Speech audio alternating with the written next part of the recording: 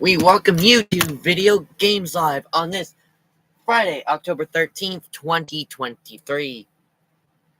When you look back, today's episode is all about the history of one of the greatest consoles of all time. No, not Sega. It is the PlayStation console, which has been historically one of the greatest consoles of all time. We're mainly going to talk about the consoles because I don't have any examples up, but towards the end we will talk. The covers of these games have changed a lot over the years, from where have changed a lot, and there are one of the greatest games of all time. Some of the greatest games of all time have came out on these consoles. So, the first ever console that came out in 1994 was the PlayStation. Of course, if you see here, this is the greatest hits version of the game. And of course, they take one of the things that became a common occurrence with the PS1 was its memory cards, shown here. So this was the first ever. This was one of the games that came out on the PS1. Some people call it the PlayStation. Or later on, with the development of PS2, PS3, PS4, PS5, it is the PS1. One of the things you'll notice when you open this is it says compact disc. Compact discs were the new frontier in 1994. PlayStation, many people, third-party developers flocked to the PlayStation over the Sega Saturn, which later led to Sega's collapse in the 1990s.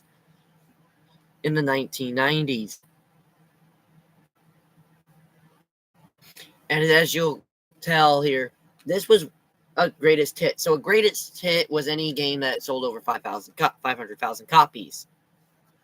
But the PS1 was known for one feature, and it was its 3D capabilities. Its 3D capabilities were beyond approach back then in the PS1 era. The Nintendo 64 and the Sega Saturn got on the bandwagon because they didn't realize how big it was going to be at that time. This was Air Combat. I have never played this game, but I hear it's a really good. It must be a really good game if it says the greatest hits on the label. Now, one big thing that came out of the PlayStation era was Crash Bandicoot and Spyro the Dragon. These, if you know them today as a multi-console thing, these two were exclusive to the PlayStation 1 when it first came out in 1994. Both games came out in 94 and 96, respectively. If you played the remasters of either one of those games, they're really great remasters. But they originally started on the PlayStation. The PS1, I don't have what a PS1 looks like, but it was a great console. Had a reset button and took compact discs. Of course, you needed memory cards and all that. But it started a trend upwards for disc technology, as we will show in the next console. Which I will demonstrate live. Give me a second while I find my TV remote. Oops. Should have planned that through.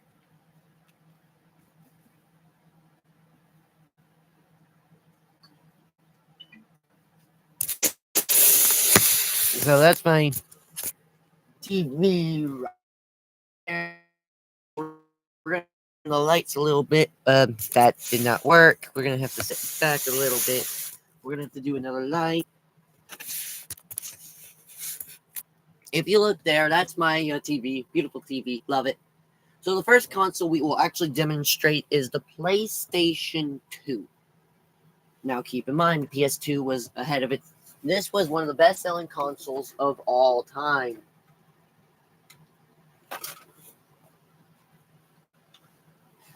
As you can see, that is what the PS2 up close looks like. And of course, that is the start screen for the original PS2 in 1990. This was released in 2000. Sorry for the crappy video. I kind of planned this on a whim. So this is what the PS2 looked like. This is what the PS2 controller looks like. As I turn on another light, it'll shine a lot brighter. So this was the PS2 console. Now, if I hit the browser, you'll see the memory card screen pull up. Now, this was kind of like a start screen. If you didn't have a disc in there, what it did was it would pull up this screen first. You can hit X, and you can go through your sister configuration. As you can see here, I got some good games. Yeah. Got Shadow the Hedgehog saved on here, Sonic Hero, NCAA, Lego Batman. But that's all this was the save settings, and it was interesting. This was one of the first consoles to play DVD. Now, this is Sonic Heroes. This is a game I've been playing lately. This is DVD. And that's what this looked like. They were stored on a case known as this is Shadow the Hedgehog. I'm a big Sonic fan, as you can tell, but they were stored in these cases. As you can look on the back here, the DVD, it's a regular DVD. It easily can get scratched, but it was one of the best consoles of all time. Now, one of the things that carried over to the PS2 was the reset button. As you can see here, there's the startup music for the Sony Computer Entertainment, and as you can see, it will go straight to the PlayStation 2. Of course, this is backwards. Did not plan this carefully enough because TV screens. I'm working out the kinks, but this is first the intro to Sonic Heroes. But this was the PS2. PS2 is one of the best consoles ever. We're not gonna actually play a little bit on we're not gonna play a little bit, but as you can see, there's my controller for the PS2. But the PS2 was one of the most revolutionary consoles of all time. It was one of the best playing consoles of all time. It was the best selling console of all time. It sold 140 million copies, which are consoles. But it had so many games ranging from Sonic Heroes, which came out in 03, and they built games right up until 2011-12. Now we're going to go a little bit modern. This is the PlayStation 3 controller. Now, if you'll notice something different about it, it is wireless. It is a wireless controller. It was, at the time, it was revolutionary gaming console because you didn't need a battery pack, unlike let me show you the 360 controller. Unlike the 360, unlike the 360, which was also part of this generation, you needed batteries. Shown here, you needed batteries for the Xbox 360. Now I gotta fix this. I screwed up. But unlike the 360, this was completely wireless. The battery was built into the controller. Now I'm going to show you how the PS3 starts up.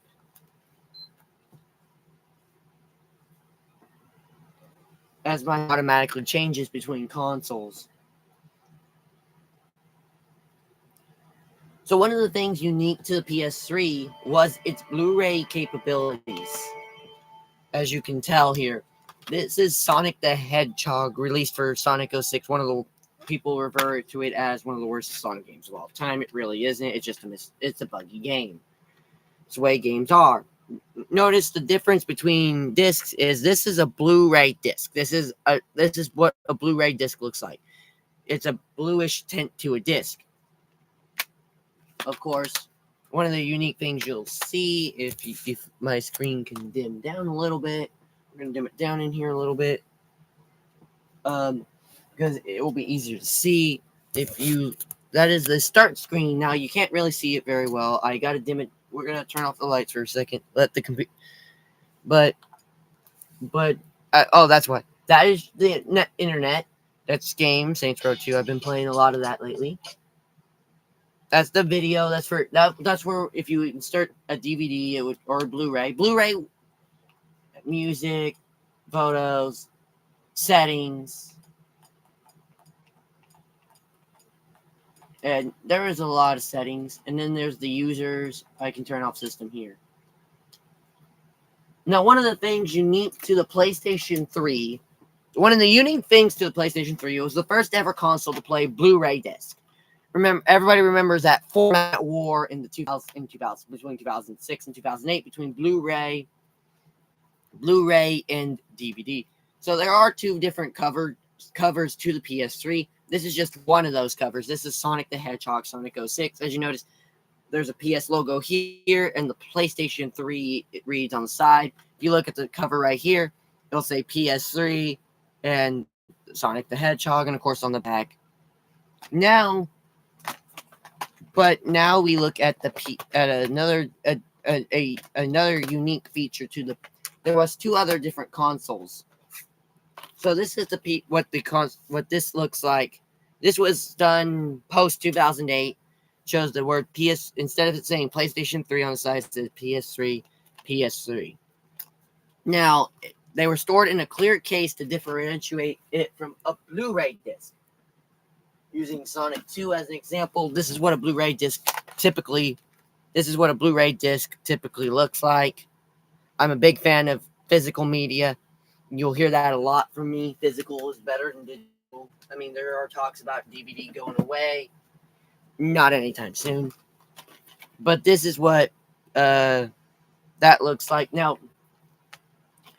starting with the PS4, it became a little bit different. Now, here is the PS4 starting where it starts. This is what the PS4 looks like. Now, the PS3, and before we go on, this is what a greatest hits case looks like. It's not clear, but still same disc is gray. That's Fallout 3. Now, here's the PS4. The PS4 controller, this is the main reason why it isn't backwards compatible with the PS3 is this touchpad right here. They got start button, everything. There's a speaker right here. That's what the PS4 looks like. PS4 still uses Blu-ray. Sonic Frontiers, one of the best games ever. But notice that it's nothing like the PS3 case. Where did I put my PS3 case? So the PS3 was a clear case. This is a blue case. And that's sort of what the PlayStation wanted to keep. And of course, if you notice the startup, it's blue. Home screen's a little different. You have media. That's my media player. But you have all your games on here, all your applications. As you can tell here. Of course, Roblox is now on PlayStation. Congratulations.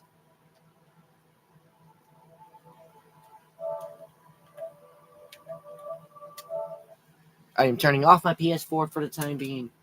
Now, the big thing about the PS4 was it wasn't backwards compatible with PS5, with the PS3. It was one of the biggest selling feature was the fact of this controller right here. It had a better RAM, better storage, things like that. Now we go on to the PS5. This is what the PS5, nothing different from the PS4, just a lot bigger. But if you look at the control, we'll do a controller comparison over the years here in a second.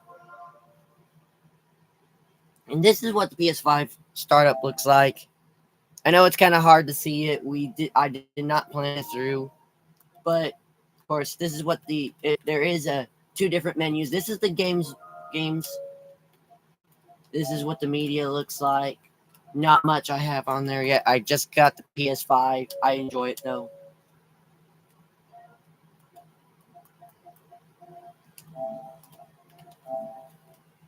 But I am going to put it in rest mode. But the PS5 is one. If I using my NBA 2K24 disc, it is one of the first. It alongside its competitor, the Xbox Series X, is an Ultra HD Blu-ray playing console.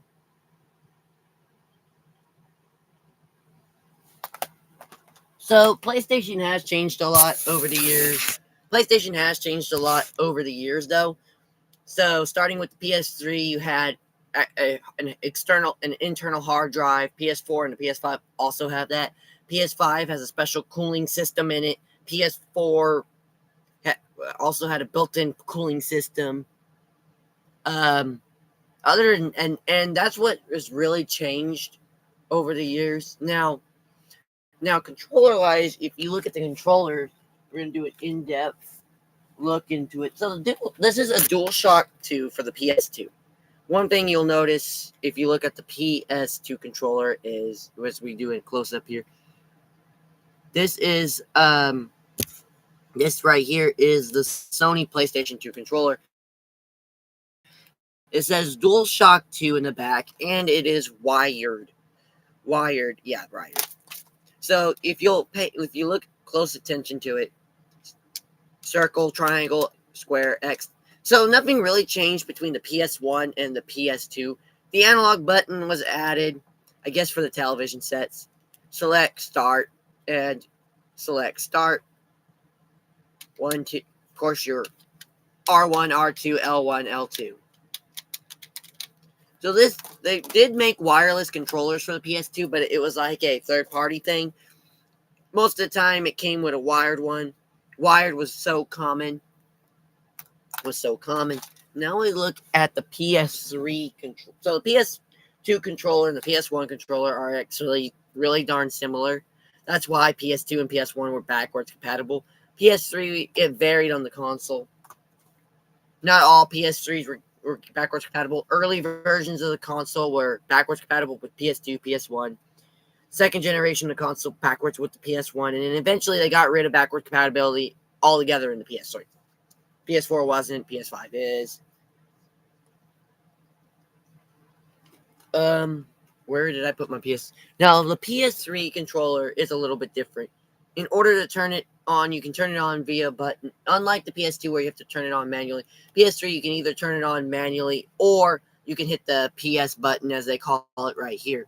There's still the start, select, the diagonal keys, that R1, L2, and the iconic square, triangle, circle, X. Now the interesting, this is what the PS3 had wired as well, but this is the charging cable for the PS3.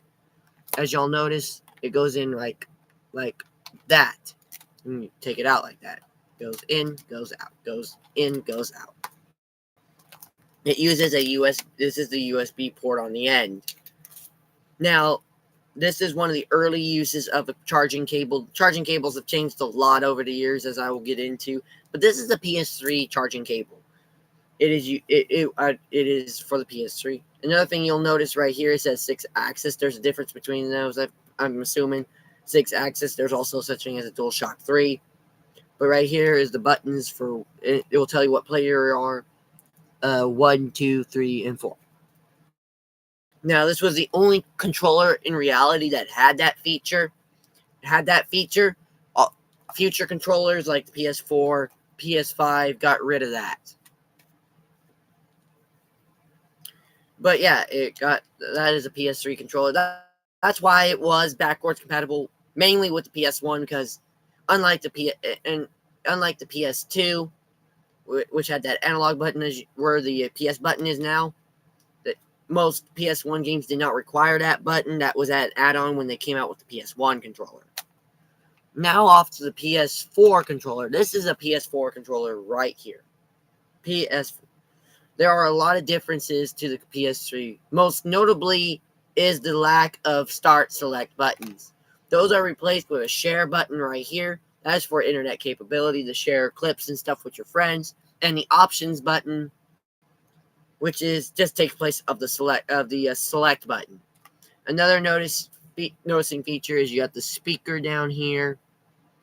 You got triangle, square. You still got the colored buttons, which are circle, triangle, square, and X. But another new feature, as you'll see right here, the touchpad. This is what made it not backwards compatible with the PS3. This touchpad right here is usable, and developers found ways to use this in different ways in different games. In some games, like games like I play, like Skyrim, there are some games like Skyrim and Fallout. This is how you pull up the map.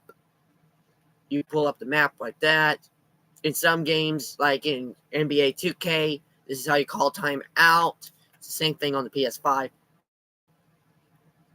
It also was easier to make it the PS5 controller. So unlike the PS3 right here, it's a USB-A port. It uses this. Hold on.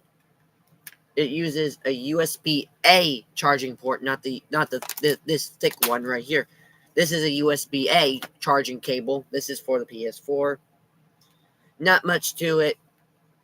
It was one of the first consoles that was backwards compatible with, I say backwards compatible. It wasn't backwards compatible.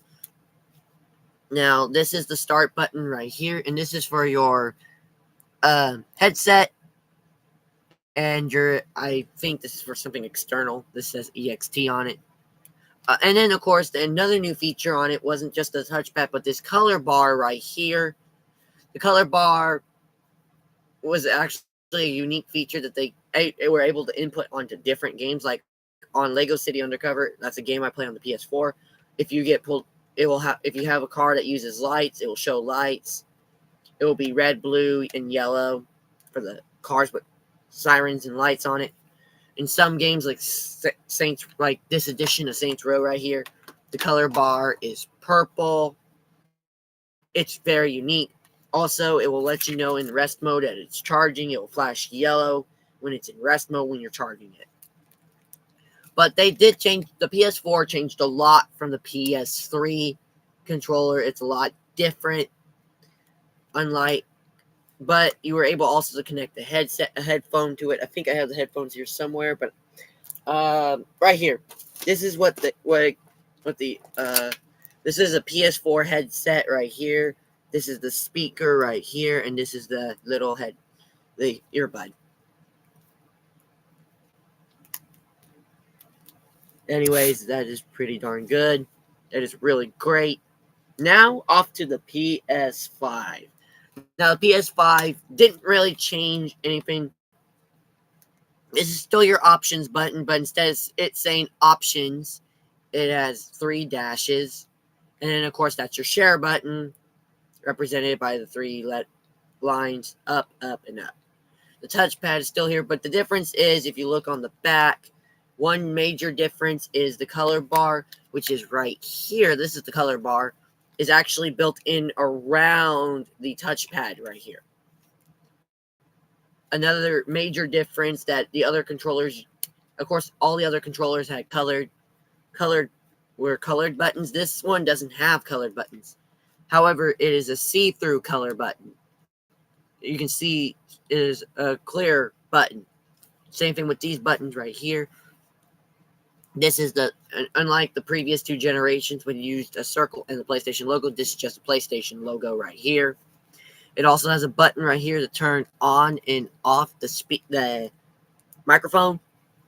So that's pretty unique. And another unique thing about it is it's one of the first controllers I've ever interacted with that uses the USB-C. So this is the USB-C for the PS5, which goes like that. So in reality, like the PS4 with the USB-C-A, you could use any USB-A charging cable. You can use any USB-C. You can use any USB-C cable, and it would work. So if you lose it, good thing for you. So another unique thing is it's a multicolored colored. The buttons here and here are black, but the rest of it's white. And I kind of like that. It gives it a clean look to it. It's a beautiful look anyway. And of course, like I said, it uses a USB-C. A lot of things have changed. And of course, we mentioned how the covers have changed over the years. This is what a PS2 cover looks like. Compare that to the PS5. It looks so much different. But one of the unique things is the PS5 cover shown right here and the PS4 cover. They're pretty much, only difference is the color. The PS4 is more blue and white because of the startup screen. The PS5 is more black and white because of the console design, which is right here. If you can see that right there. Sorry for covering the screen. Right there is my PS4, PS3, and PS5. Design has changed a lot over the years. That's a slim right there. That's a regular PS5, and that's my PS3 second gen. So that is really the one thing I will say. PlayStation has a lot of great exclusives, like Spider-Man on the PS5. Ratchet and Clank is a big exclusive. Uncharted. There's a lot of great exclusives that I've loved. And of course, two of the greatest exclusives are no longer PlayStation exclusives, which is Crash Bandicoot and Spyro the Dragon. But there's still many great exclusives, which are really great for the games. Honestly, PlayStation has changed a lot over the years. Of course, it went to doing Blu-ray in 2006, and it stuck with it. The PS5 has two different generations of console. The one I just showed you is they call a disc, and there's a digital version. The digital version's harder to find, apparently.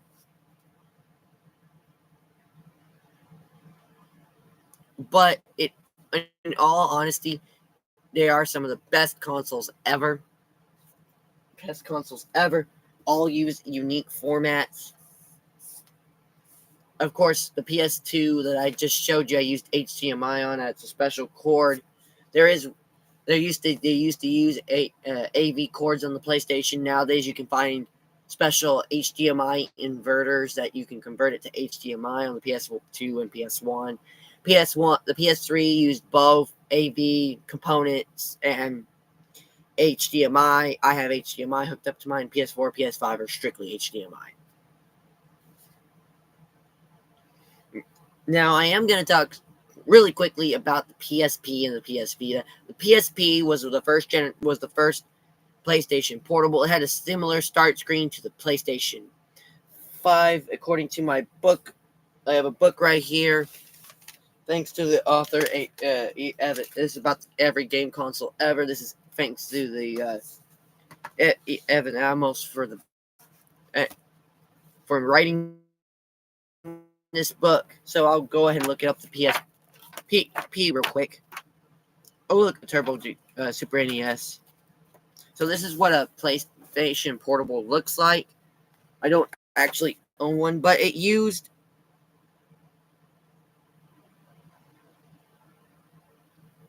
so the PlayStation used a special disc. Was able to play both TV movies and PS and both play games and movies using the UMD discs. They were little discs about that big, and they also had internal memory cards and an online store. This was around this came out in 2004. Oh, look at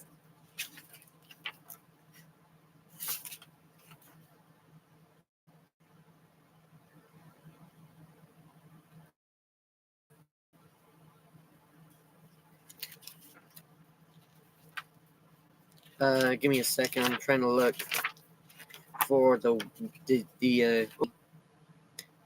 popular control. It was an advanced, but it did not have the PSP did. It got mainly because of mobile gaming taking off with the Android and iOS's. And of course, it did have Wi-Fi and it had 3G capabilities. And it had very low sales. It only sold 15 million copies. But it's one of the...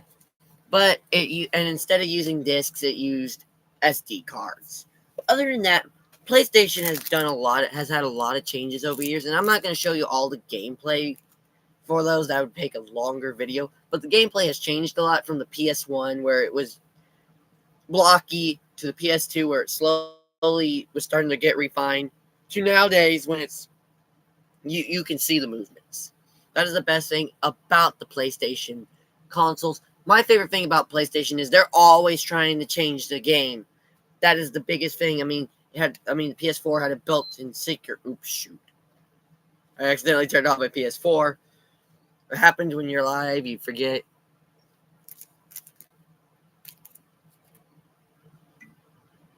But PS5, of course, has that built-in microphone, which I may start eventually using. But PlayStation is really one of the best consoles ever. mainly because of how much it has changed over the years. They are always looking for the next innovation, the next good thing.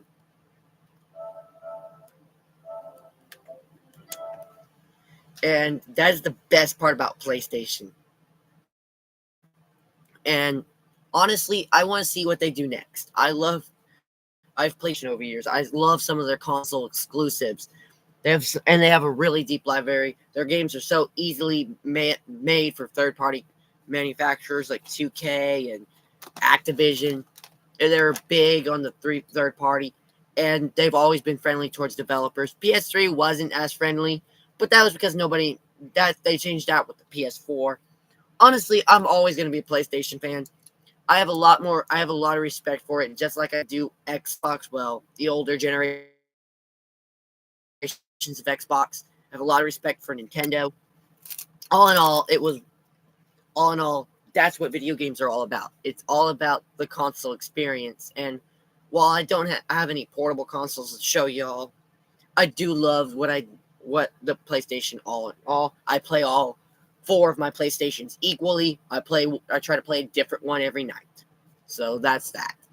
And that concludes tonight's Video Games Live, all about the history of PlayStation. Oh, and just a quick tidbit: PlayStation. The only reason why the PlayStation was made was because Sony was trying to develop a disc console for Nintendo, and Sega said Nintendo and then Sony said screw it. You got backed out. We'll make our own console, and that's how PlayStation came out. It killed Sega. It's well on its way to basically killing Xbox now. So, but it is one of the best consoles ever. It's came out with some really great games, and it has had some of the greatest console exclusives of all time. Two of which are very popular characters. So that is a one plus. Of course, their PlayStation Network is still going strong after almost over a decade. Of course, PlayStation Plus, you get free games with that. I love that feature. But anyways, that is all for Video Games Live tonight. Monday on Video Games Live, we are counting down till Sonic Superstars comes out. Comes out the 17th. We'll be looking at the hit at. It is all about Sonic as we are previewing that game, looking over the history of Sonic over the years, and more. That is Video Games Live for tonight. We'll see you on Monday.